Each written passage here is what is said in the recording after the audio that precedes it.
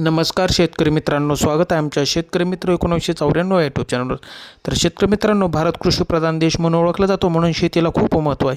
म्हणून शेती हे शेतकऱ्याचे खूप महत्त्वाचे उत्पादनाचे साधन आहे. तर शेतकरी मित्रांनो, आज आपण झेंडू पिकाविषयी माहिती बघणार आहोत. तर झेंडूची लागवड वर्षभर करता येते, परंतु योग्य बाजारभाव मिळवण्यासाठी तुम्ही लागवडीची वेळ सण समारंभाचा गरजेनुसार करू शकता. पावसाळ्याच्या जूनच्या मध्यापर्यंत पेरणी करावी, तर हिवाळ्यासाठी सप्टेंबरच्या मध्यापर्यंत पेरणी करावी. लागवडीपासून 2.5 ते 3 महिन्यांमध्ये उत्पादन चालू होते.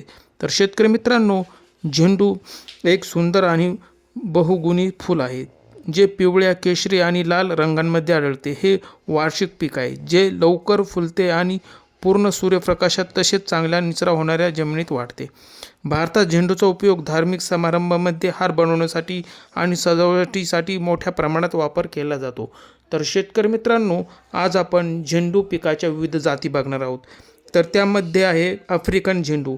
ही झुडुपे 100 ते 150 सेंटीमीटरपर्यंत वाढतात. याची फुले मोठी, टपोरी आणि पिवळ्या व नारंगी रंगाची छटा असतात. याचा उपयोग प्रामुख्याने मोठ्या हारांसाठी केला जातो. त्यानंतर आहे फ्रेंच झेंडू.